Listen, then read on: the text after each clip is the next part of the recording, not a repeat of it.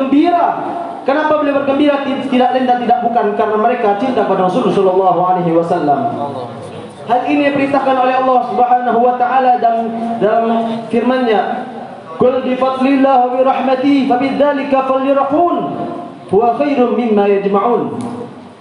Qul bi fadlillah wa bi rahmatihi, katakanlah dengan anugerah Allah Subhanahu wa taala dan rahmat-Nya. Fabidzalika falyafrahun, maka dengan itu mereka bergembira, mereka senang. Wa khairum mimma yajma'un, dan rahmat Allah dan karunia-Nya. Berkata ulama al-fassirin, di antara Sayyiduna Abdullah bin Abbas, beliau berkata yang dimaksudkan dengan anugerah Allah Subhanahu wa taala di sini adalah ilmu. Yang dimaksudkan rahmat Allah Subhanahu wa taala di sini adalah Nabi Muhammad sallallahu alaihi wasallam. Sebagaimana Allah Subhanahu wa taala berfirman, "Wa ma arsalnaka illa rahmatan lil alamin." Tidaklah aku mengutus engkau wahai Muhammad kecuali sebagai rahmat bagi semesta alam. Kita berkumpul pada malam ini dengan bergembira. Kita berkumpul di sini dengan senang dengan kedatangan dengan datangnya bulan kelahiran Nabi Muhammad sallallahu alaihi wasallam. Tidaklah merugi bagi seseorang yang senang bergembira dengan datang kelahiran Nabi Muhammad sallallahu alaihi wasallam. Bahkan kalau kita mengikuti jejak Nabi Muhammad, maka kita akan tinggi kedudukan kita di sisi Allah Subhanahu wa taala. Berkata Al-Habib Muhammad bin Muhammad bin Salim bin Hafid bin Syekh Abu Bakar bin Salim, "Man tabi' lin nabi yarqa ila a'la al-maqam." Barang siapa yang mengikuti jejak Nabi Muhammad sallallahu alaihi wasallam, maka tinggi kedudukan di sisi Allah Subhanahu wa taala. Masyaallah hadirin kiram, tidaklah salah perkumpulan kita ini untuk mengenang dasar-dasar Nabi Muhammad sallallahu alaihi wasallam. Kalau sampai kita menyalahkan perkumpulan ini sampai mengkafir-kafirkan dengan perkumpulan ini, maka timbul pertanyaan besar. Kenapa kita berkumpul dengan mengingat Nabi Muhammad? Kita cinta pada Nabi Muhammad, kita mengingat Allah dan Rasulnya. Kenapa kita dilarang? Sedangkan yang ada di luar sana, yang ada di diskotik, yang mana suatu tempat digabung oleh perempuan dan laki-laki, mereka bermaksud pada Allah Subhanahu wa taala, atau mereka melarang, tidak melarang mereka semua. Naudzubillah min dzalik. Ma'asyiral hadirin al-kiram, datang seorang Arabi kepada Nabi Muhammad sallallahu alaihi wasallam. Lalu seorang Arabi berkata kepada Nabi Muhammad, "Ya Rasulullah, mata sa'ah?" Ya Rasulullah, kapan terjadi hari kiamat? Lalu Rasulullah sallallahu alaihi wasallam bertanya balik lagi, "Ma adakta laha?" Apa yang telah kamu siapkan dengan menghadapinya? Maka Arabi berkata, "Hubbullah wa rasuluh." Aku cinta pada Allah dan Rasulnya.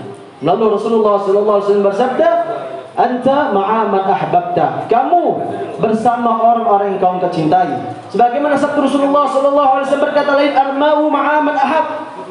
Seseorang itu akan dikumpulkan bersama orang-orang yang dicintainya. Kalau kita cinta kepada orang kafir, maka kita akan dikumpulkan kelak di akhirat dengan orang kafir. Kalau kita cinta kepada Nabi Muhammad sallallahu alaihi wasallam, maka insyaallah kita akan dikumpulkan bersama Nabi Muhammad sallallahu alaihi wasallam di surga kala. Amin ya rabbal alamin.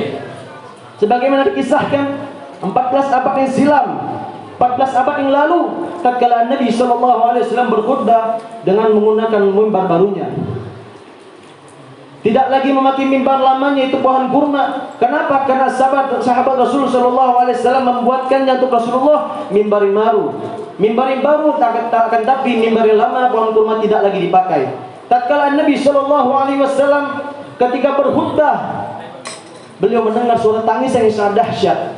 Sampai-sampai saking dahsyatnya bisa menggetarkan masjid. Maka Nabi SAW turun daripada mimbarnya, lalu mencari dari mana nasi berasal dari tangisan tersebut. Tatkala Nabi SAW sudah menemui daripada berasal sumber dari tangisan tersebut, maka rupanya tangisan tersebut berada di mimbar lama Rasul SAW. Maka tatkala Nabi SAW mendekati daripada mimbar lamanya, itu pohon kurma, lalu ditanya, rupanya pohon kurma ini menangis, sedih, patah hati karena pohon kurma tersebut tidak lagi menjadi sandaran Nabi sallallahu alaihi wasallam, tidak lagi selalu dipakai oleh Rasul sallallahu alaihi wasallam. Biasanya terdahulu ketika pada mimbar lamanya Rasul sallallahu alaihi wasallam selalu memakai ketika musyawarah, ketika berkhutbah, menyampaikan perkara-perkara penting dari Allah Subhanahu wa taala, akan tapi sekarang tidak lagi memakainya. Lalu Rasul sallallahu alaihi wasallam berkata, berbincang-bincang dengan pohon tersebut. Lalu Rasul sallallahu alaihi wasallam berikan kabar gembira kepada pohon tersebut, apakah engkau mau engkau nanti aku pakai mimbarmu di surga kelak pada Allah Subhanahu wa taala. Akhirnya si pohon tersebut dengan senang hati berhentilah dari nangis tersebut. Maka di sini kita ambil pelajaran. Pohon tersebut tidak memiliki akal, tidak memiliki perasaan, tidak memiliki hati, bisa sedih pada Rasulullah sallallahu alaihi wasallam manakala dijauhkan oleh Rasulullah sallallahu alaihi wasallam. Manakala kita telah diberikan niscaya, kita telah diberikan oleh Allah Subhanahu wa taala hati, telah diberikan kita mata, pikiran dan akal. Tatkala kita jauh dari Rasul sallallahu alaihi wasallam, kenapa kita tidak menangis? Alhamdulillah min zalik. Oleh karena itu tanamkanlah pada diri kita bahwasanya kita selalu ingin kemana-mana, ingin masuk masjid ingat Rasul sallallahu alaihi wasallam, masuk rumah ingat Nabi sallallahu alaihi wasallam, di perjalanan ingat Nabi Muhammad sallallahu alaihi wasallam, di manapun aktivitas kita ingat kepada Nabi Muhammad sallallahu alaihi wasallam. Insyaallah dengan seperti itu kita bisa menimbulkan rasa cinta kita kepada Nabi Muhammad sallallahu alaihi wasallam. Ma'asyiral hadirin kiram, perkumpulan kita ini adalah perkumpulan yang sangat baik. Ini mana apabila kita berdoa di dalam majlis ini, insyaallah akan dikabulkan oleh Allah Subhanahu wa taala. Maka yang belum berdoa, maka berdoalah kepada Allah Subhanahu wa taala, minta ampun pada Allah Subhanahu wa taala, minta hidayah pada Allah Subhanahu wa taala, maka insyaallah akan dikabulkan oleh Allah Subhanahu wa taala. Sebagaimana dikisahkan ada seorang pemuda, di mana pemuda tersebut sangat cinta, sering hadir pergi-pergian, majlis ta'lim dan lain sebagainya, perkumpulan sangat baik-baik. Ini dikisahkan, Al-Baqir dapat kisah ini dari Al-Habib Murtada bin Abu Bakar bin Tahir dari kota Aden. Beliau bercerita ada seorang pemuda di mana pemuda tersebut sangat cinta, sangat senang dengan perkumpulan baik, majlis ta'lim dan majlis lainnya. Tatkala pemuda tersebut ingin sekali ditemani oleh temannya, lalu dihampir lagi, wahai temanku, apakah engkau menemaniku untuk majlis ta'lim di kota Jeddah, di majlis Al-Habib Al-Ghadir As-Segar? Padahal temannya yang diajak ini adalah orang tidak pecinta majlis. Akhirnya temannya dengan rasa dia enak sama temannya, akhirnya temannya, ya khair, baiklah wahai temanku, aku akan menemanimu nanti malam. Ketika sampai di majlis Al-Habib Al-Ghadir bin Ahmad As-Segaf, yang teman yang cinta majlis yang ngajak tadi, yang cinta majlis selalu khusyuk, selalu diam dengerin orang-orang para alim ulama, ambil intisari dari para mereka semua. Agar tapi yang teman yang satu lagi yang tidak cinta majlis, dia aja kayak apa pelong-pelongo, tidak jelas. Walhasil pas ketika pulang dari majlis, pas selesai dari majlis ta'lim, rupanya teman yang ngajak tersebut teman yang diajak tadi meninggal dunia. Akhirnya teman yang diajak tadi, lalu teman yang mengajak temannya bermimpi, wahai temanku, apa gerangan, apa sebab kamu mendapatkan nikmat dari Allah Subhanahu wa taala? Apa sebab kamu mendapatkan begitu besar nikmat pada Allah Subhanahu wa taala? Maka kata temannya tadi, wahai temanku, jujur aku ini berkat kamu wahai temanku. Kamu mengajakku, disitulah Allah Subhanahu wa taala mengampunkan dosa-dosaku berkah di majlis ta'lim Al-Habib Al-Ghadir bin Ahmad As-Segaf. Mari kita berdoa kepada Allah Subhanahu wa taala. Semoga dengan perkumpulan ini Allah Subhanahu wa taala mengabulkan hajat-hajat kita, yang mengampunkan dosa-dosa kita, dan selalu dikumpulkan oleh Rasulullah sallallahu alaihi wasallam. Insyaallah dengan berkah Maulid Arba'in, niscaya kita akan pulang, insyaallah akan bermimpi kepada Rasulullah sallallahu alaihi wasallam. Hamdan minni, assalamualaikum warahmatullahi wabarakatuh.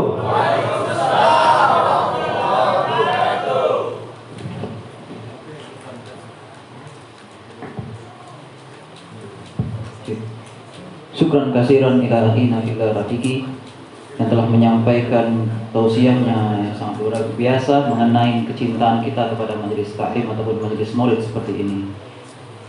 Adapun memasuki rangkaian acara berikutnya, yaitu tausiah yang akan disampaikan oleh Al-Ustaz Ahmad Bashir. Kepada beliau waktu dan tempat kami persilakan. Shallu ala Nabi Muhammad.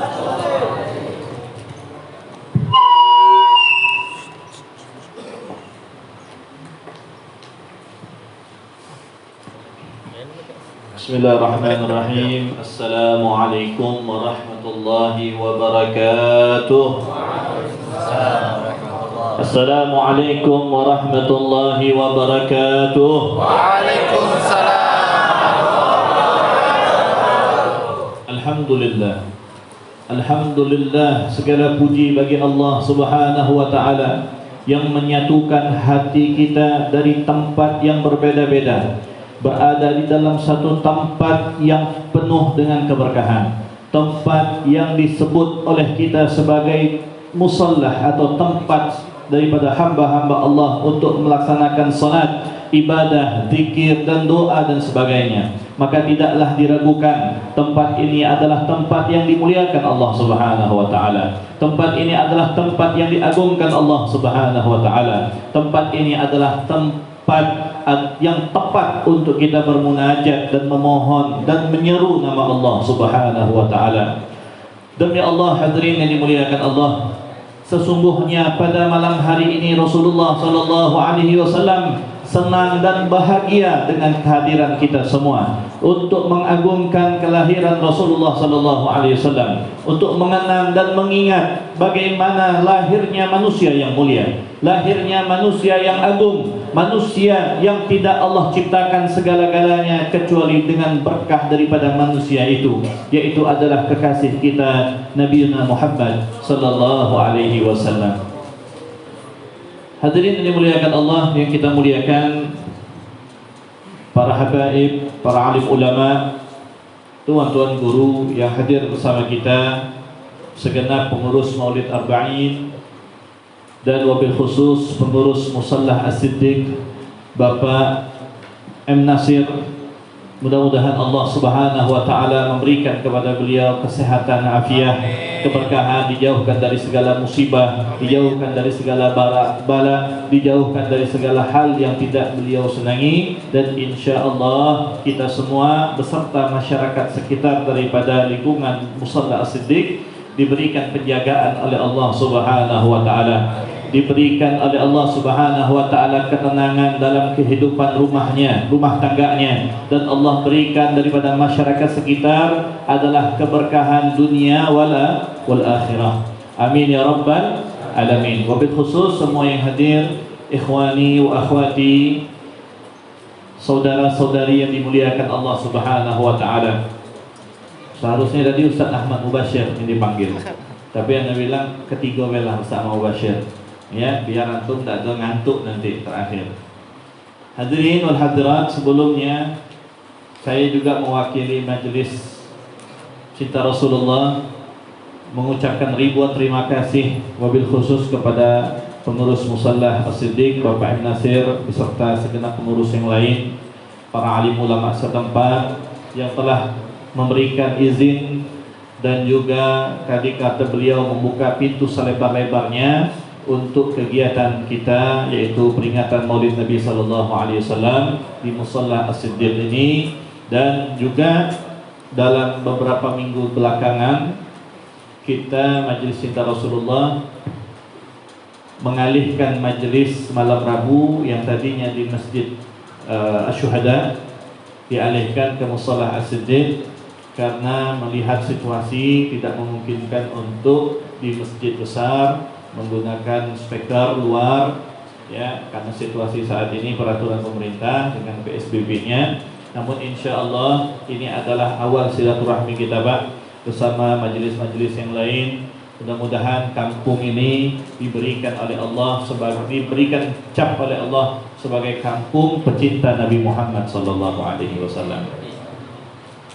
Dan juga kami ucapkan ribuan terima kasih kepada segenap pengurus Maulid Arba'in yang tadi juga diwakili oleh abang kami, Bang Aswan, beserta yang lainnya, ada Bang Roni, Syed Raihan, ada Syed Abdul Qadir, akhina Muhammad Alex. InsyaAllah semuanya yang tidak dapat saya sebutkan satu persatu, para habaib hadir bersama kita, Syed Haidar Al-Munawwar, yang insyaallah lain waktu nanti beliau juga ngisi di Maulid Arba'in insyaallah. Harusnya malam ini, cuman tidak apa-apa lah, Ustaz Ahmad Mubashir aja lah. Mungkin Habib Aidar di waktu yang lain, yang di waktu yang khusus untuk beliau insyaallah. Alhamdulillah. Baik, kemudian untuk semua jamaah yang hadir, saya juga mewakili kawan-kawan dari Majelis Cinta Rasulullah mengucapkan minta maaf, beribu-ribu maaf kalau mungkin dalam acara kita pada malam hari ini banyak terdapat kekurangan dan konsumsinya ala kadar, ya, cuma ada air putih, teh, sama gorengan. Namun insya Allah, ya, insya Allah yang balas lebih lezat lagi adalah Allah Subhanahu wa Ta'ala. Karena memang Maulid Arba'in ini untuk tahun ini agak berbeda dengan tahun-tahun sebelumnya, karena kita hanya fokus untuk menjalankan Maulid Arba'in, tidak menginginkan untuk besar-besaran seperti mana tahun-tahun lalu, karena mengingat situasi saat ini yang tidak memungkinkan untuk bikin acara besar.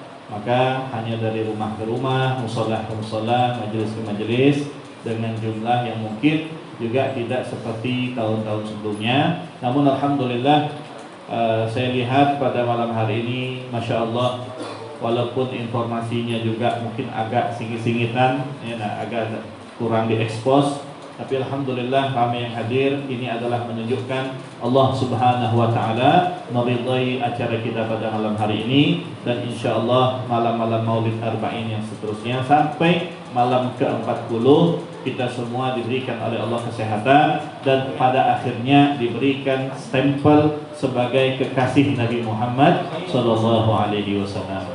Hadirin wal hadirat yang dimuliakan Allah Subhanahu wa Ta'ala, Nabi Muhammad sallallahu alaihi wasallam adalah nabi manusia, rasul yang telah sempurna Allah ciptakan dalam segi wujud, zahir dan batinnya. Sebagaimana Al-Imam Al-Busiri rahimahullah ta'ala menyatakan, huwal habibul ladzi tamma ma'nahu wa suratuhu. Beliau kekasih Allah Subhanahu wa Ta'ala yang telah sempurna Allah ciptakan, baik rupa secara zahir, fisik dan juga batinnya. Rasulullah sallallahu alaihi wasallam sebagaimana dipuji daripada para sahabat-sahabat Nabi sallallahu alaihi wasallam seperti Sayyidina Abu Hurairah radhiyallahu taala anhu, beliau mengatakan, ketika kuntu fi lailatin muqbirah, aku suatu malam berada di malam yang mana bulan purnama sedang muncul. Fa ra'aitu ila al-qamar wa ra'aitu ila wajhi Nabi. Aku lihat ke qamar, bulan purnama, kemudian aku lihat lagi ke wajah Nabi. Kemudian saya lihat lagi bulan, saya lihat wajah Nabi. Saya lihat lagi bulan, saya lihat lagi Nabi. Fa wallahi la wajha Rasulullah sallallahu alaihi wasallam adwa'u min al-qamar. Demi Allah, kata Abu Hurairah, wajah Nabi Muhammad sallallahu alaihi wasallam jauh lebih indah daripada bulan purnama. Ulama lain mensifati, bagaimana mungkin bulan lebih indah daripada wajah Rasulullah, sedangkan bulan menyewa daripada cahaya Rasulullah sallallahu alaihi wasallam.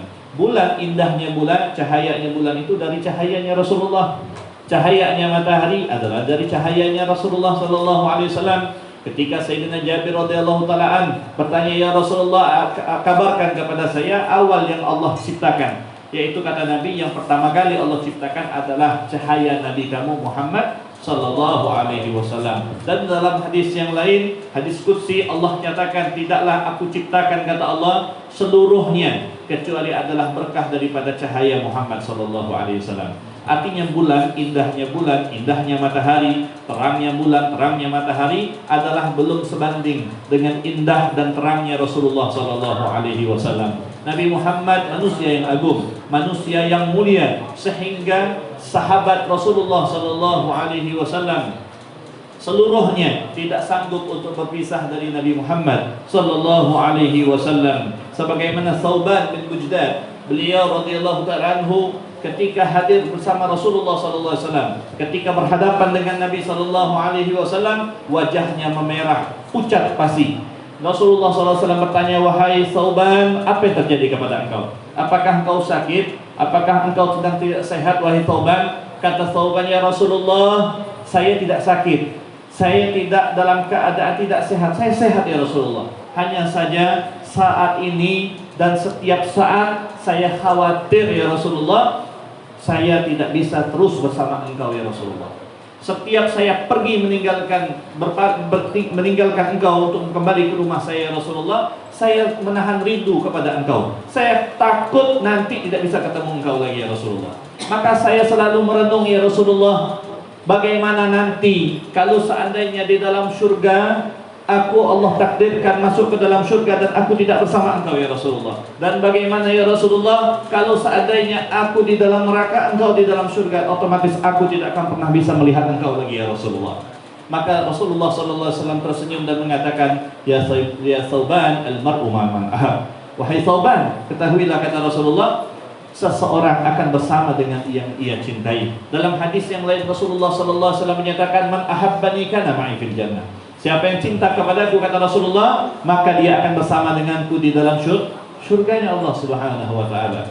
Dan Allah Subhanahu wa taala ketika terjadi percakapan antara Rasulullah dan sallallahu alaihi wasallam dan Thawban, turunlah firman Allah Subhanahu wa taala yang menyatakan, wa man yuti'illah wa rasulahu faulaika ma'al ladzina an'ama Allahu 'alaihim minan nabiyyin was-siddiqin wasyuhada was-salihin wa hasuna ulaika rafiqa. Allah Subhanahu wa taala menyatakan dalam firman-Nya, barang siapa yang taat, patuh kepada Allah, patuh dan taat kepada Rasulullah sallallahu alaihi wasallam, maka mereka adalah orang-orang yang akan diberikan nikmat oleh Allah Subhanahu wa taala. Bersama siapa? Bersama para nabi, bersama orang-orang siddiq, bersama para syuhada, bersama orang-orang saleh, dan sesungguhnya mereka itu yang taat kepada Allah, taat kepada Rasulullah, ulaika rafiqa wa hasuna ulaika rafiqa. Mereka adalah sebaik-baik teman.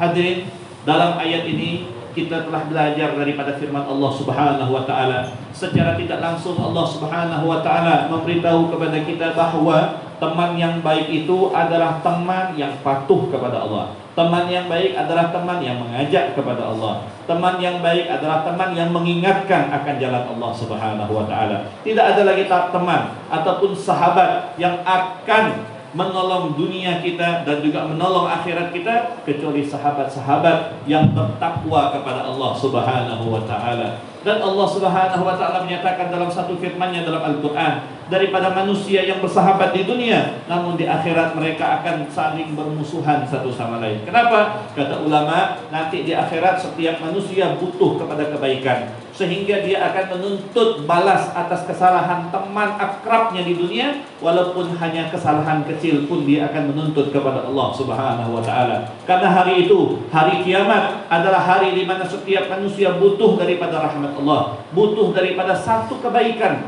yang ada pada orang lain yang menyangkut kepada dirinya. Maka hadirin yang dimuliakan Allah Subhanahu wa taala, dengan berkah daripada majlis Maulid Arba'in ini, mudah-mudahan Allah Subhanahu wa taala menjadikan kita sebagai sahabat dunia wal akhirah, menjadikan kita semua sebagai kekasih Allah Subhanahu wa taala, menjadikan kita semua adalah hamba-hamba Allah yang mengingat bahwa kehidupan dunia adalah sebentar adanya. Jadikan kita, mudah-mudahan Allah jadikan kita semua sebagai hamba-hamba Allah yang selalu sadar bahwasanya apa yang kita miliki, apa yang kita genggam, dan apa yang ada pada diri kita, dan ada pada rumah kita, atau apapun yang berada dalam berkaitan dengan hidup kita, semuanya adalah milik Allah Subhanahu wa taala. Tidak ada satupun yang berhak memiliki apapun yang ada di dunia kecuali atas kehendak dan izin Allah Subhanahu wa taala.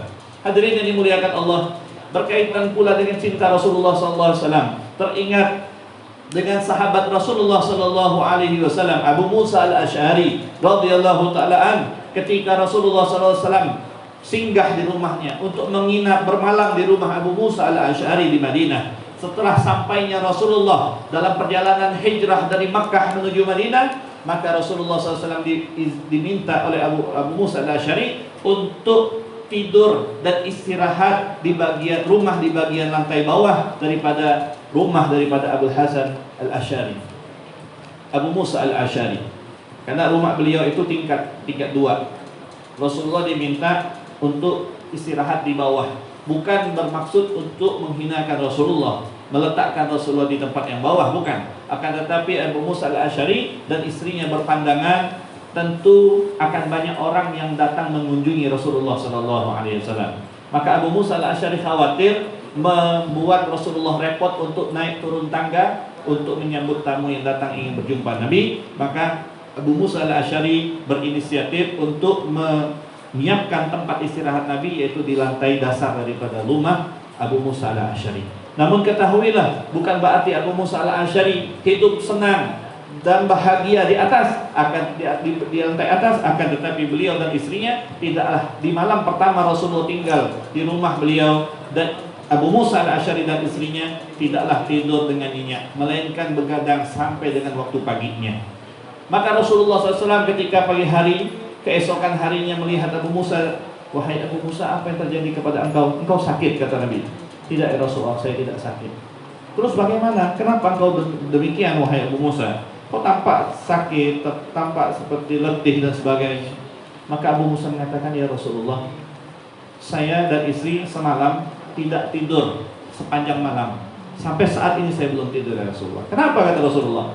"Karena saya takut ya Rasulullah, kalau saya baring di lantai atas, takut nanti ketika saya tidur saya miring ke sana, miring ke sini, takut nanti serpihan daripada tanah di lantai itu akan jatuh di tempat engkau istirahat dan mengganggu tidurmu ya Rasulullah." Abu Musa al-Asy'ari radhiyallahu ta'ala anhu, dia dan istrinya yang salihah tidak tidur semalaman karena takut mengganggu tidurnya Rasulullah SAW. Dalam satu riwayat, Abu Musa al-Asy'ari naik tangga, bukan lurus seperti ini, tapi dia meniti mepet dengan dinding rumah. Tangganya seperti ini, beliau naik seperti ini dan miring, karena beliau sendiri merasa berat untuk menapaki tangga rumahnya, karena di lantai bawah ada Rasulullah SAW. Abu Musa al-Asy'ari radhiyallahu ta'ala anhu satu hari mengidangkan makanan bersama Rasulullah SAW. Beliau dan istrinya beserta anaknya tidak akan menyentuh makanan kecuali Rasulullah telah menyentuh makanan terlebih dahulu.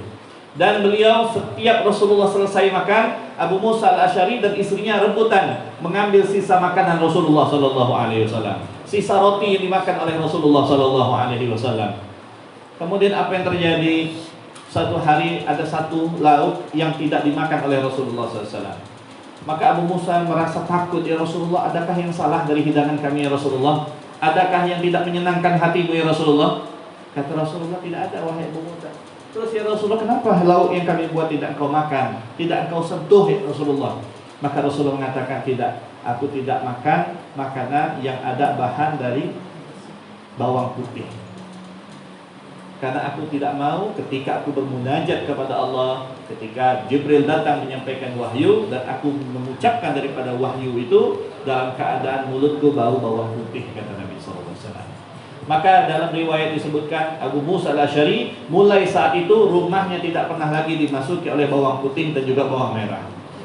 Kenapa? Karena Rasulullah tidak suka bawang putih, tidak suka dengan bau bawang. Maka Abu Musa tidak pernah lagi memasukkan dalam makanannya itu campuran bumbu yang bercampur dengan bawang merah ataupun bawang putih.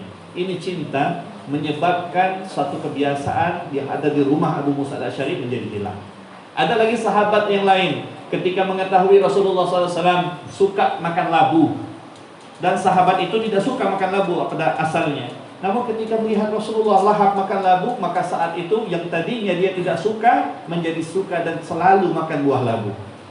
Subhanallah. Cinta mengubah kebiasaan seseorang untuk mengikut kepada kekasihnya. Itu Rasulullah sallallahu alaihi wasallam. Hadirin dimuliakan Allah Subhanahu wa taala. Kemudian ingatlah ketika Abdullah sahabat radhiyallahu ta'ala anhu yang bernama Abdullah bin Zaid radhiyallahu ta'ala, ketika dia sedang di ladang, anaknya memberi kabar, "Wahai ayah Abdullah, sesungguhnya Rasulullah telah meninggal dunia."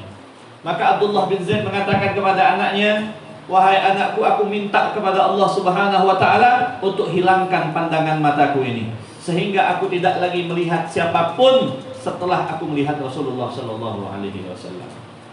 Sahabat ketika dapat kabar Rasulullah meninggal, dia minta untuk dibutakan oleh Allah Subhanahu wa ta'ala. Minta buta, subhanallah.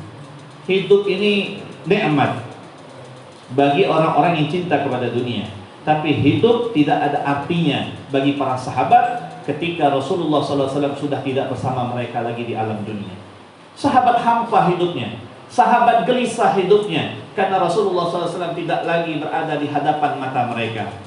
Namun sudah menjadi sunnatullah. Ada yang hidup, ada yang meninggal. Ketika ada yang hidup, dia bakal juga meninggal. Begitu pula Rasulullah SAW. Beliau SAW adalah basyarun lakal basyar, manusia tapi tidak seperti manusia biasa. Beliau adalah manusia biasa, bisa yaitu dilahirkan oleh seorang ibu, kemudian bakal meninggal dunia, tapi beliau bukanlah manusia biasa. Kenapa? Karena beliau adalah utusan Allah Subhanahu wa taala. Hadirin yang dimuliakan Allah Subhanahu wa taala, beginilah cinta para sahabat Nabi sallallahu alaihi wasallam. Beginilah syauq, rindu daripada sahabat kepada Nabi sallallahu alaihi wasallam. Tidakkah kita ingin menjadi bagian daripada perindu Rasulullah? Tentu semua kita ingin menjadi bagian daripada perindu Rasulullah sallallahu alaihi wasallam. Dan demi Allah, majlis yang semacam ini tidak akan mungkin disia-siakan oleh Allah Subhanahu wa taala. Siapapun yang mengagungkan Nabi, maka akan diagungkan oleh Allah Subhanahu wa taala. Kita pendosa, kita banyak salah, namun tujuan kita adalah baik. Insya Allah dengan kebaikan daripada majlis ini, Allah Subhanahu wa ta'ala ampunkan semua dosa dan kesalahan kita. Allah angkat derajat kita. Allah jadikan kita sebagai hamba-hamba Allah yang akan berada di barisan Rasulullah sallallahu alaihi wasallam, akan bersama dalam satu syurga bersama Nabi Muhammad sallallahu alaihi wasallam. Mudah-mudahan Allah Subhanahu wa taala menjadikan dan mengabulkan doa kita semua, doa yang pernah kita minta, doa yang sedang kita minta, doa yang akan kita minta, atau doa kebaikan yang belum pernah terfikir untuk kita minta kepada Allah, namun Allah Maha mengetahui. Mudah-mudahan segala kebaikan itu diberikan kepada kita. Sebelum saya tutup, saya juga mengucapkan ribuan terima kasih kepada kawan-kawan Syababul Jannah yang diasuh oleh Sayyid Haidar. Mudah-mudahan Allah Subhanahu wa taala menjadikan tim hadrah Syababul Jannah dan tim hadrah yang lain adalah pembahagia Rasulullah sallallahu alaihi wasallam. Bermain hadrah di dunia, insyaallah nanti di surga main hadrah di hadapan Nabi sallallahu alaihi wasallam. Karena apapun yang kita upayakan untuk Nabi sallallahu alaihi wasallam akan dihadapkan, akan dipaparkan di hadapan Rasulullah SAW. Insya Allah kita sekarang di dunia berangan-angan untuk duduk di surga, dan insya Allah nanti di surga kita akan bersenandung daripada pujian-pujian kepada Nabi dan menceritakan tentang kehidupan kita di dunia di masa lampau. Insya Allah. Wabillahi taufiq wal hidayah. Assalamualaikum warahmatullahi wabarakatuh. Assalamualaikum warahmatullahi wabarakatuh. Sebelum saya panjang lebar, saya ingin mendendangkan suatu qasidah. Mabruk alfa mabruk alaika mabruk, mabruk alfa mabruk alaika mabruk, mabruk alfa mabruk.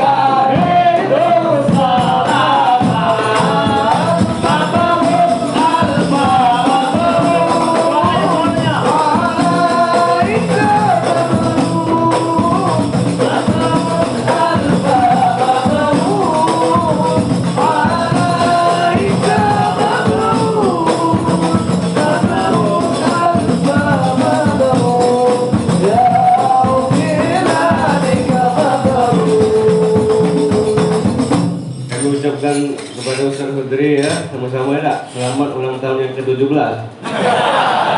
sebelum Masehi maksudnya. Ya betul. Oh 12 sebelum Masehi.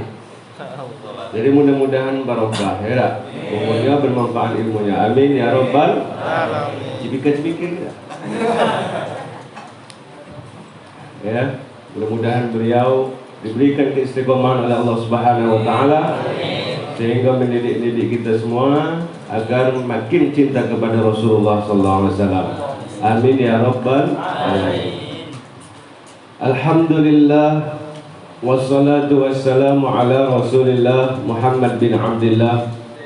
Allahumma salli wa sallim ala sayyidina Muhammadin wa ala alihi wa sahbihi wa man wala, amma ba'du.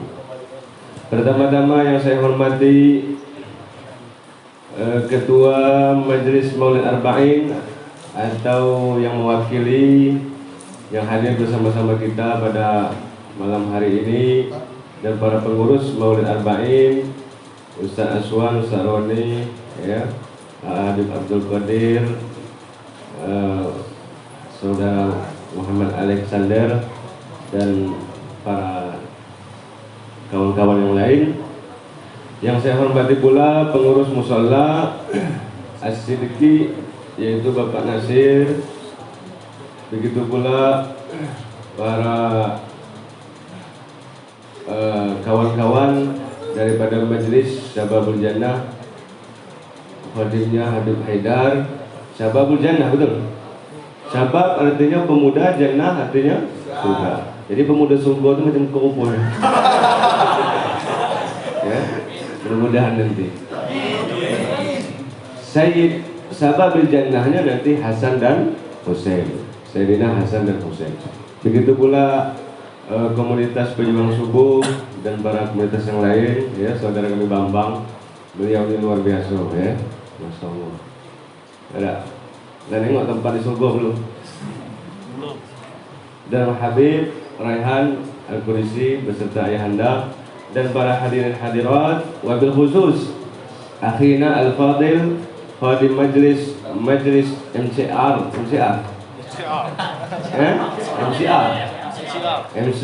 ya, Majelis Cinta Rasulullah, ya. Saudara Putri, Ustaz Putri, ya. Mudah-mudahan Allah Subhanahu wa taala mengumpulkan kita bersama Nabi yang kita cintai. Bentuk kecintaan kita kepada Nabi nanti akan kita dapatkan di surga bersamanya.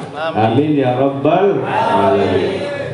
Jadi para hadirin hadirat yang dimuliakan Allah Subhanahu wa taala, alhamdulillah malam keempat, ya, majelis ini tetap berjalan seperti biasa tanpa mengenal lelah, di mana para pengurus, para jamaah semua bersemangat, ya, tidak ada kata lelah, bosan, letih dan sebagainya. Karena apa? Karena bergembira dengan Nabi Muhammad sallallahu alaihi wasallam. Inilah kegembiraan yang akan kita buktikan, yang semuanya akan berbuah surga bersama Nabi kita Muhammad sallallahu alaihi wasallam. Jadi walaupun di luar banyak begitu masalah, cobaan dan halangan, tantangan, namun kita di dalam sini, ya, tidak peduli dengan hal itu, wala nubali, tidak peduli sama sekali, tapi kami peduli dengan Nabi Muhammad sallallahu alaihi wasallam. Alhamdulillah, ini nikmat yang begitu besar dari Allah Subhanahu wa taala. Jadi melalui majelis cinta Rasul ini, kita yang hadir di sini terpanggil untuk melangkahkan kaki di tempat yang cukup jauh, ya tak? Bagaimana dikatakan oleh Ustaz Aswan tadi, ya. Jadi kita di sini hadir di majelis ini, majelis yang mudah-mudahan diberikan keistiqomahan oleh Allah Subhanahu wa taala. Majelis MCR ini majelis ilmu, majelis taklim, betul? Ya. Majelis taklim, majelis maulid. Di dalamnya diajarkan tentang Rasulullah sallallahu alaihi wasallam. Ilmunya baginda Rasulullah sallallahu alaihi wasallam. Kenapa? Karena di zaman sekarang ilmu yang paling penting, ilmu yang paling berpengaruh bukan hanya di dunia, bahkan sampai ke dalam kubur dan sampai ke akhirat, yaitu ilmu yang diajarkan oleh Nabi Muhammad sallallahu alaihi wasallam. Sallallahu alaihi Nabi Muhammad. Jadi jangan sampai kita tidak kebagian untuk mencari ilmunya Rasulullah SAW, atau jangan sampai kita terlena sehingga kita lupa dengan ilmu yang diajarkan, diwariskan oleh Rasulullah SAW. Jadi para ahbab, para ashab, bahwa ilmu agama ini luar biasa pentingnya.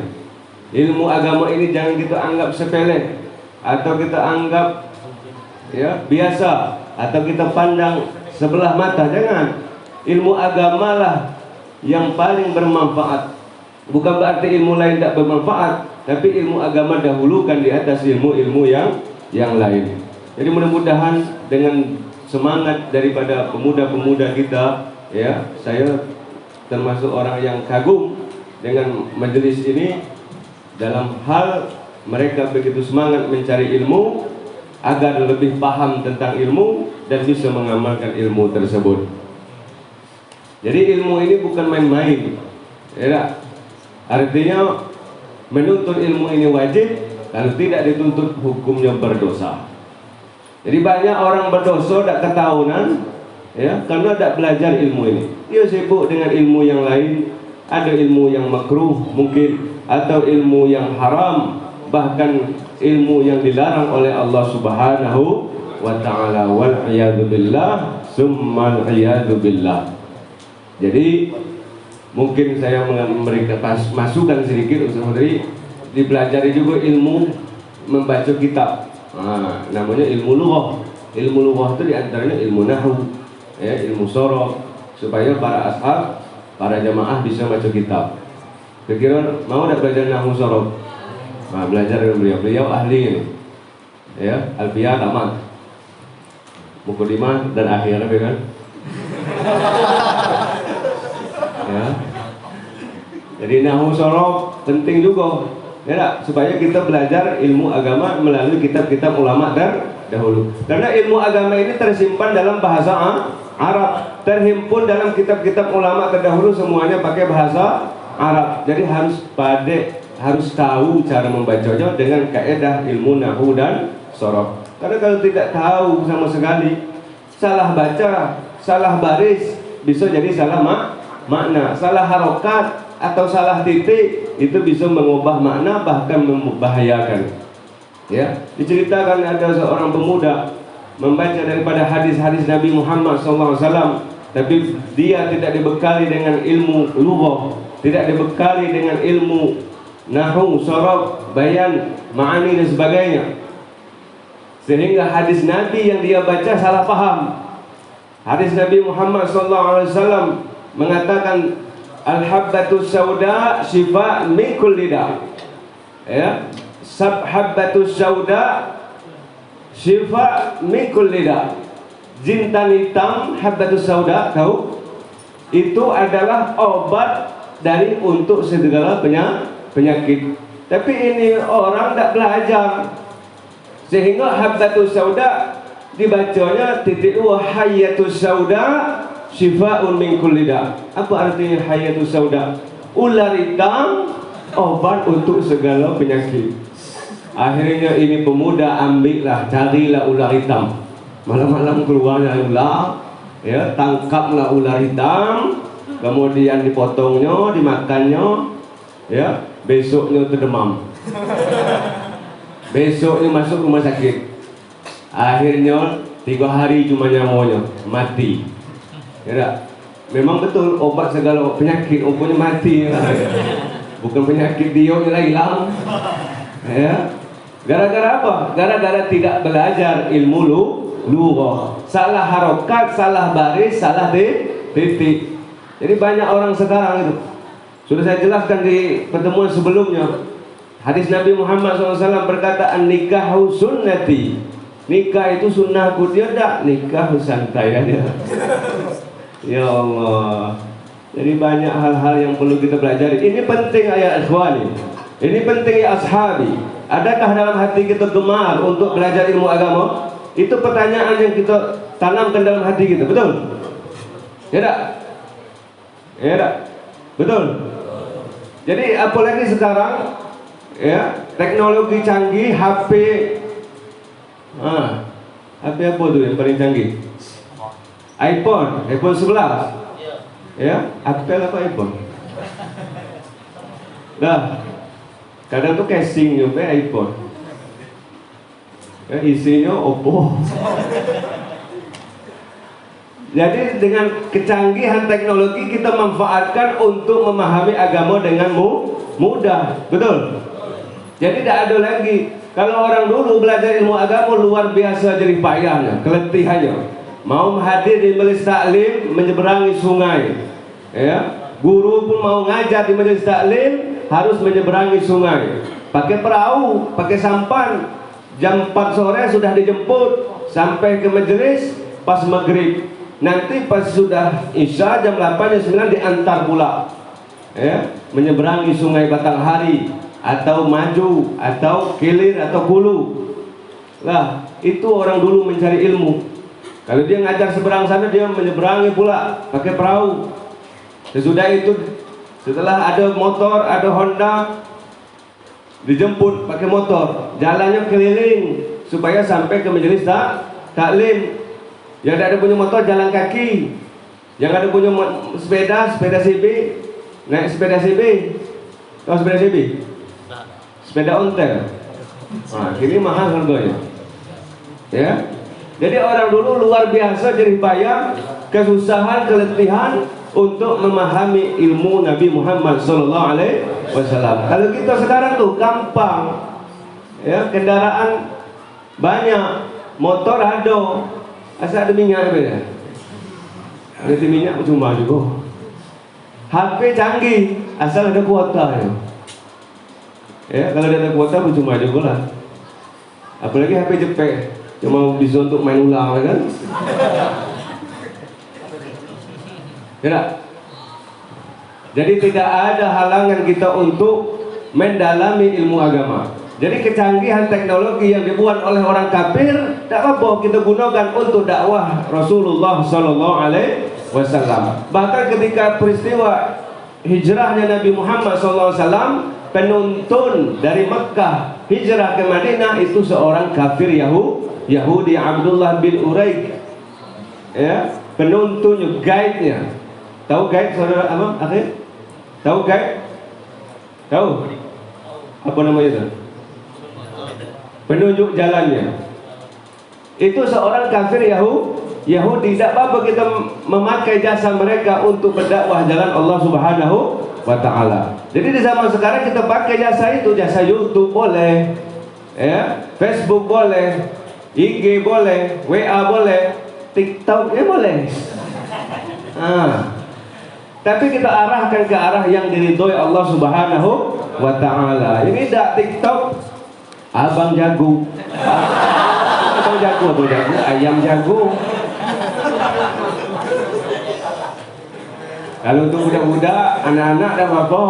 Kalau tua abang jago. Allahumma debak. Gak paham.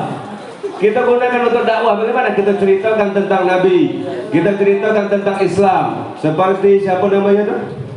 Husain Basaibah, nah? Luar biasa ini pemuda. Ini adalah keturunan daripada Kiai Haji Syekh Ismail Madura, ya. Gus Lora Husain, orang Madura, ya. Luar biasa, ya. Sehingga berbantahan dengan abu-abu yang ada. Ya. Ada dengarnya? Begawan dengan TikTok Husain Saiban? Dari kawan kamu? Allah, udah tuh gaul juga kamu nih, ya. Kira saya gaul. Jadi para ashab yang dimuliakan Allah Subhanahu wa Ta'ala, kami yang dari Hadramaut, maaf cakap, maaf ngomong, yang di Hadramaut, ya, Kecamatan Tarim atau ngaji daripada Tarim dan sekitarnya, ini pakaian saja seperti ini. Pakaian ada sunnah Rasulullah SAW. Tapi kami dilatih, diajarkan otak kami, misi kami ke depan, punya visi misi tentang agama Islam. Jangan sangka kami terbelakang. Paham? Para habaib kami pakai imamah, pakai sorban, pakai apa? Melihat kemuliaan bagaimana dakwah Rasulullah untuk dikembangkan di masa akhir zaman ini. Bukan berarti sudahlah aku macam kau lain, nak jadi apa lah tu soal lain. Dia jadi telegu dah apa? Ya Allah. Jadi pemuda Islam tidak ada seperti itu. Ya. Ya sababul muslim. Wahai pemuda Islam, bangkitkan semangat kita untuk mendalami ilmu Nabi Muhammad SAW. Jangan kita terlena dengan hal-hal yang melalaikan. Kita gunakan fasilitas kemewahan teknologi tersebut untuk arah sebelah kanan menuju surganya Allah Subhanahu wa Ta'ala. Seperti komunitas-komunitas kita yang ada luar biasa ya. Saya boleh acungkan jempol. Kalau ada 10 jempol saya, 10 saya acungkan. Lah, luar biasa itu. Jadi jangan kita tertinggal. Ya. Makin hebatnya mereka membuat aplikasi untuk merusak generasi Islam, kita makin hebat pula gunakan fasilitas tersebut untuk dakwah Islam. Sallu ala Nabi Muhammad. Jadi jangan kita sibuk hal-hal yang tidak berguna dan manfaat. Nabi sendiri menjelaskan dalam hadisnya, qala Rasulullah sallallahu alaihi wasallam, min husni islamil mar'i tarkuhu ma la ya'nihi. Keistimewaan Islam seseorang yaitu meninggalkan sesuatu yang tidak penting sama sekali. Ya, ngumpul-ngumpul, ya sibuk main game. Oke lah, boleh main game. PUBG, apa lagi tuh? Apa? Masih ada Mobile Legends tuh? Ya, masih ada ya ML tuh. Ya Allah. Boleh saja main itu, tapi Allahumma sholli ala Muhammad sambil selawat. Allahumma sholli ala Muhammad. Nah, kau di belakang tuh musuh. Allahumma sholli ala Muhammad itu. Ya, tidak apa-apa. Paham tuh? Nah, ya. Jadi ini bentuk kecintaan kita meneruskan perjuangan Nabi Muhammad sallallahu alaihi wasallam. Jadi mari kita tanamkan semangat untuk menuntut ilmu agama. Kita datang ke majelis taklim, wabil khusus majelis kita yang ada, kita rutin dan kita istiqomah di jalan Allah Subhanahu wa Ta'ala. Bahkan lebih baik lagi kita ajak orang-orang sekitar kita, sebagaimana dijelaskan oleh Ustaz Khudri tadi, dan begitu juga mutakalim sebelumnya. Kita ajak mereka untuk mengenal Nabi Muhammad, mencintai Nabi Muhammad sallallahu alaihi wasallam. Sallu ala Nabi Muhammad. Artinya sedikit demi sedikit, ya. Dalam memahami agama ini sedikit demi sedikit. Dan boleh kita langsung loncat ke tangga yang paling atas. Jadi ada tangga dari bawah, step by step, tangga 1, tangga 2, tangga 3. Ya tak? Jadi kalau kita langsung meloncat, nah itu yang sering patah pinggang tuh. Ya banyak contohnya sekarang. Baru hijrah, baru taubat, ya tak? Langsung belajar yang tinggi-tinggi. Akhirnya apa? Yang dulu memandang dirinya yang paling hina, tapi setelah dia taubat hijrah, dia memandang dirinya yang paling suci. Wah, aku ini banyak dosa. Akhirnya dia hijrah, masuk majelis taklim yang salah. Akhirnya mengatakan apa? Yang lain punya dosa galau, aku bersih. Yang lain hina galau, aku yang paling mulia. Betul? Ini salah guru nih. Ya, ini salah arah, ini salah jalan, ini salah alamat. Betul? Nah, sehingga hal yang betul disalahkan, hal yang salah dibetulkan. Na'udzubillah, summa na'udzubillah. Maulid Nabi bid'ah, ini bid'ah. Ya. Jadi hal yang bid'ah sebenarnya tidak dibid'ahkan. Hal yang sunnah dibid'ahkan. Na'udzubillahi min dzalik. Ya. Jadi bid'ah nol kau itu apa? Tak ada di zaman Nabi. Apapun yang tak ada di zaman Nabi bid'ah, haram, neraka. Ya Allah, benar lagi. Yang semua tak ada di zaman Nabi bid'ah, haram, neraka, masuk neraka, sesat. Aku nak nanya kau, zaman Nabi lah hidup belum? Belum. Kau yang bid'ah macam tu. Ya Allah.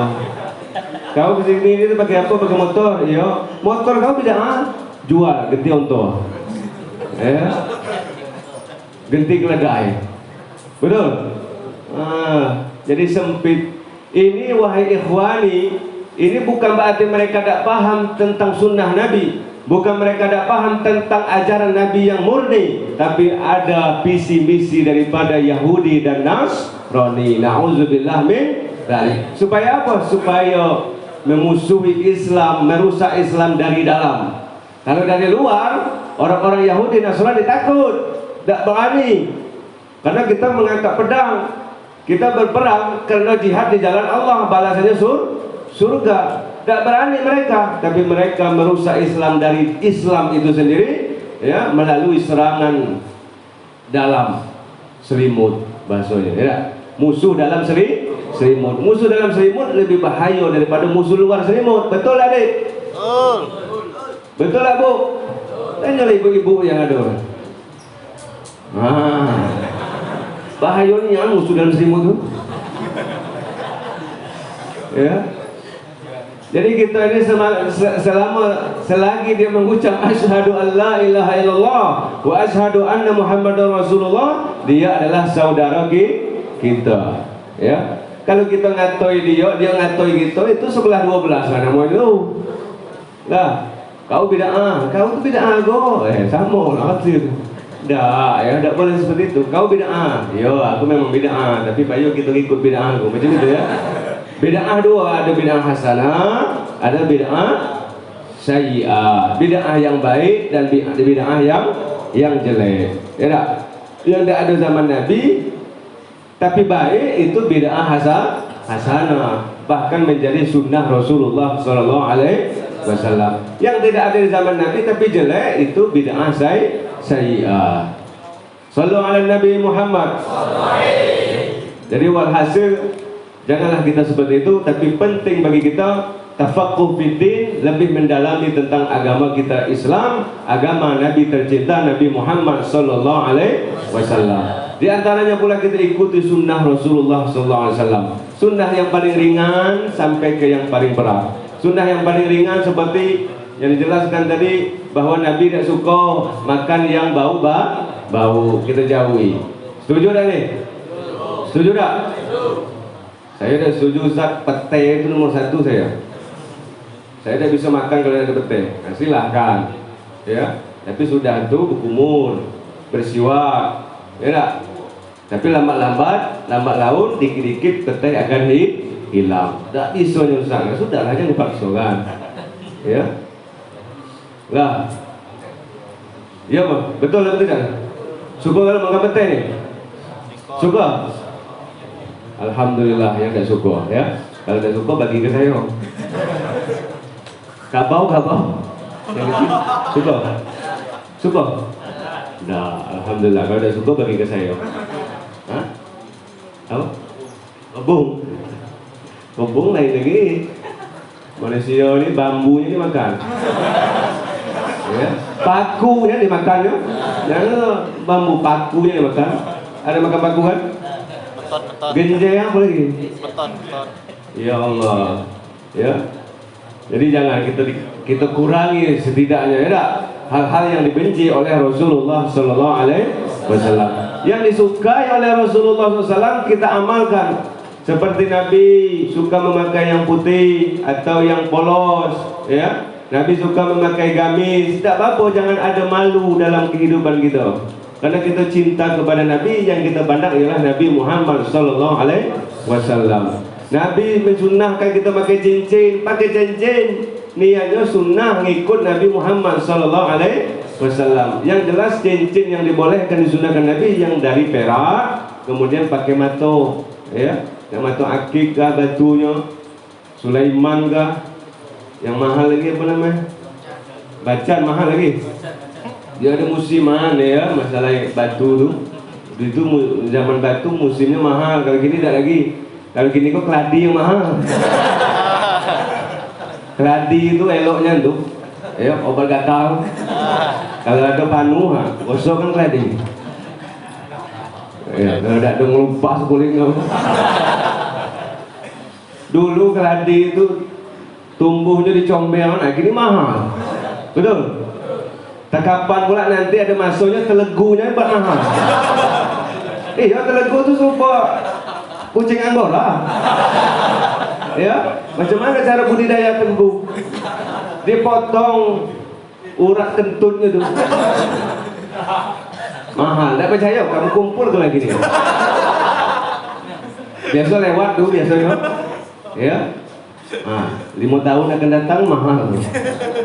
Tak percaya kata orang. Hobi tak percaya tak? Percaya tak ni? Tak percaya tolong. Ya Allah. Jadi kita ikuti sunnah Nabi Muhammad sallallahu alaihi wasallam. Lah, pakai cincin niatnya ittiba' bi sunnati Rasulullah sallallahu alaihi wasallam. Sunnahnya pakai cincin tu sebelah kiri, sebelah kanan dan kelingking kanan. Boleh juga kelingking kiri. Ya tak? Juga sunnah Nabi Muhammad SAW. Kalau tak kebesaran boleh di jari manis. Tapi kalau di jempol, di telunjuk itu tak boleh makruh, ya tak? Ya, paham? Paham tu? Atau banyak kayak tesi itu, ya sampai 10 ekor jarinya. Itu ada mengatakan, ulama mengatakan makruh, ada mengatakan yang haram, tapi ada juga mengatakan yang boleh. Ya, kita ngambil yang biasa, ya tak? Setuju? Seperti pula selain memakai cincin, memelihara jenggot, itu sunnah Rasulullah sallallahu alaihi wasallam. Kalau yang belum tumbuh jenggot, tumbuhkan jenggotnya. Lah ini sunnah. Kalau bisa tumbuh. Kalau tak bisa tumbuh, cari obatnya. Ada minyaknya, minyak berdaus namanya.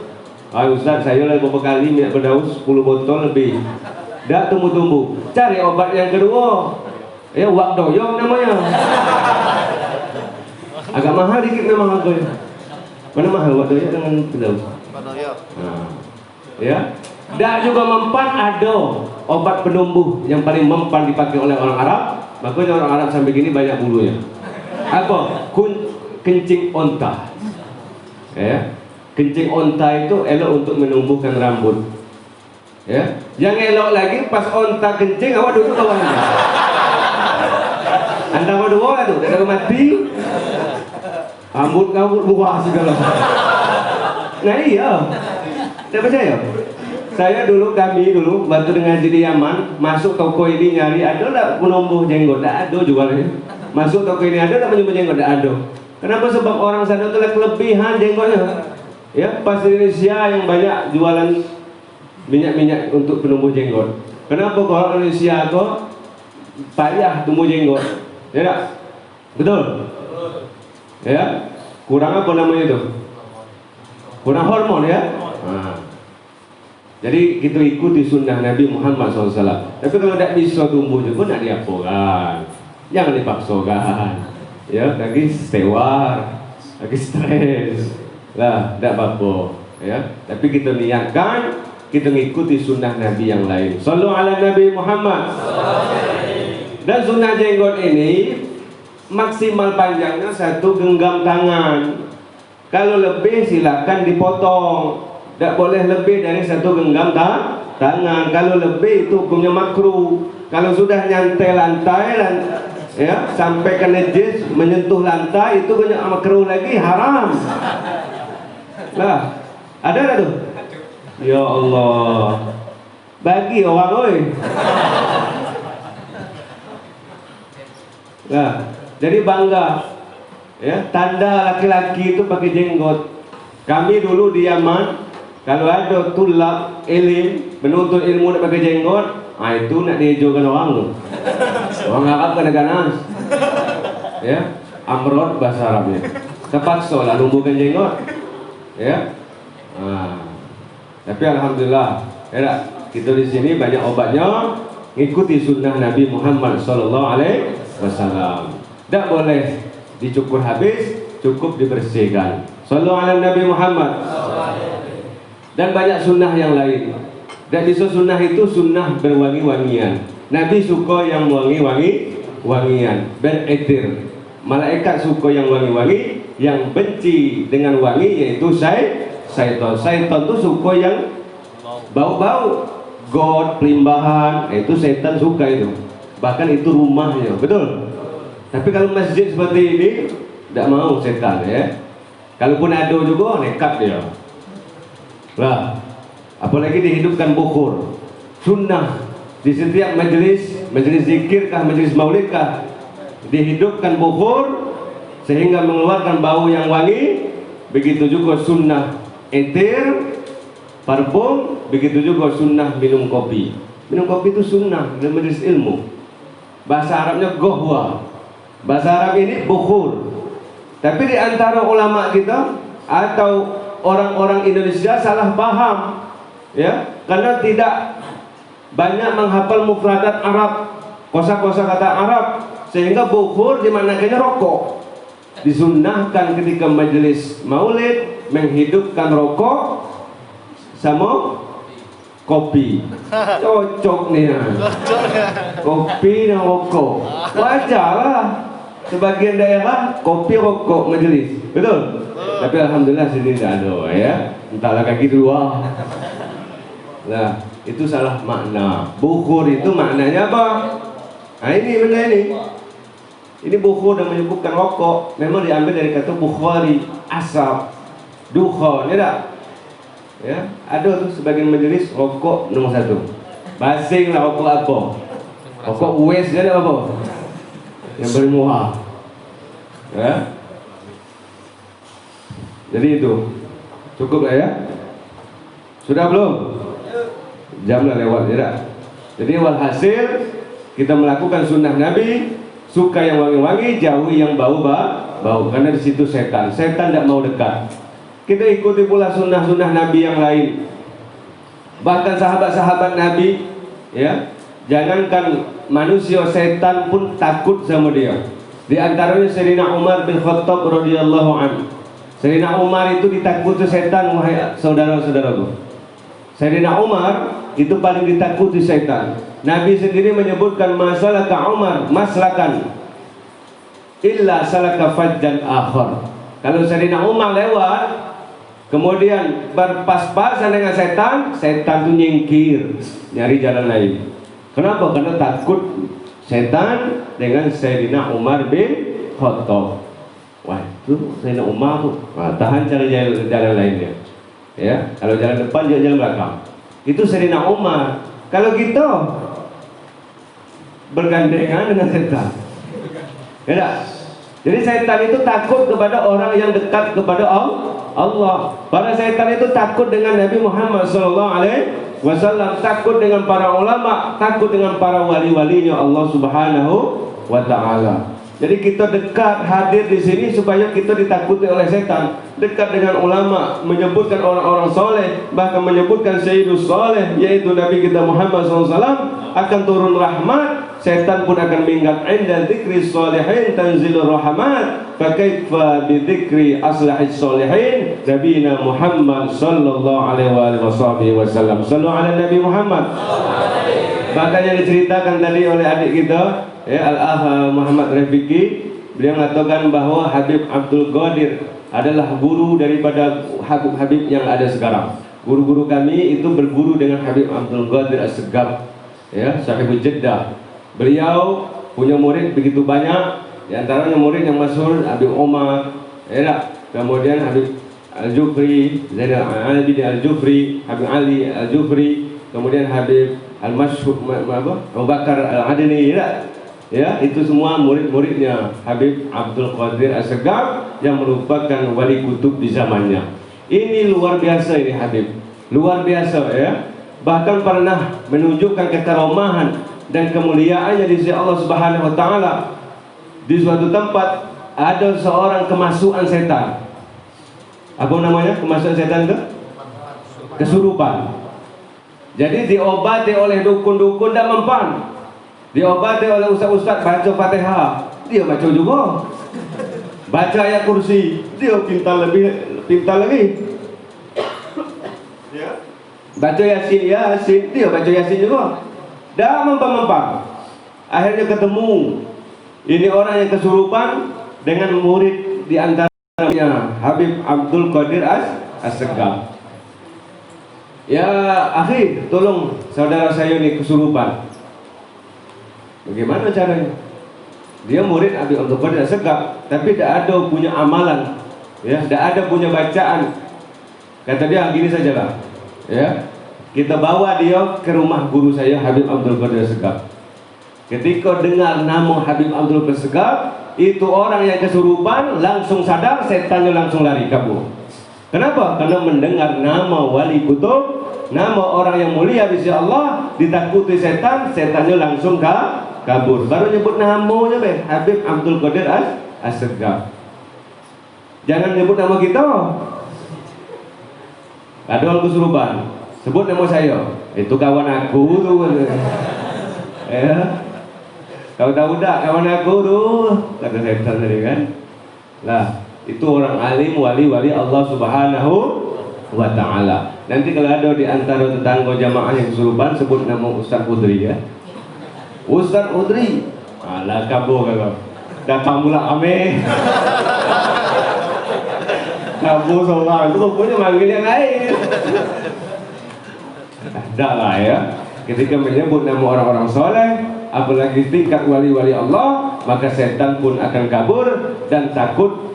Ya, mudah-mudahan mendapatkan ridho Allah Subhanahu wa ta'ala. Sampai sekarang masih banyak itu. Di antaranya Habib Umar, ya, dan Habib Salim dan Habib yang lain, Habib Abdullah Baharun dan Habib yang lain. Ketika kita hadapkan mereka di hadapan pemuka-pemuka setan, maka semuanya akan ditakuti.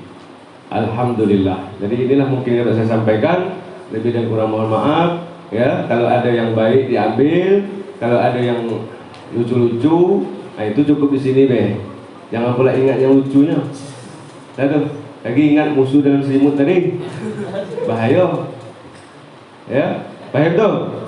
Mudah-mudahan mendapatkan keridhaan Allah Subhanahu wa ta'ala dan diangkatkan segala bala penyakit musibah di negeri kita tercinta, dan mudah-mudahan keluarga kita dijaga oleh Allah Subhanahu wa ta'ala. Kampung ini diangkatkan segala musibah dan wabah corona. Mudah-mudahan Allah Subhanahu wa ta'ala menjaga orang-orang Islam, memberikan keselamatan untuk orang-orang Islam, dan mudah-mudahan Allah Subhanahu wa ta'ala menurunkan selalu rahmatnya. Tawassul kita kepada Nabi kita Muhammad sallallahu alaihi wasallam. Allahumma afina wahfadna wal tubna wal muslimin. Allahumma dafa'anna al-ghala wal waba wal fahsya wal munkar wasiyuf al mukhtalifata wasyadari mihan ma dhahara minha wa ma batan min qaryatina hadhihi khassah wa min buldanil muslimina 'ammah innaka 'ala kulli syai'in qadir. ربنا ظلمنا أنفسنا وإن لم تغفر لنا وترحمنا لنكونن من الخاسرين. ربنا آتنا في الدنيا حسنة وفي الآخرة حسنة وقنا عذاب النار. وصلى الله على سيدنا محمد وعلى آله وصحبه أجمعين والحمد لله رب العالمين. يا الله بالتوفيق حتى نبيك ونلحق بالفريق. والسلام عليكم warahmatullahi wabarakatuh.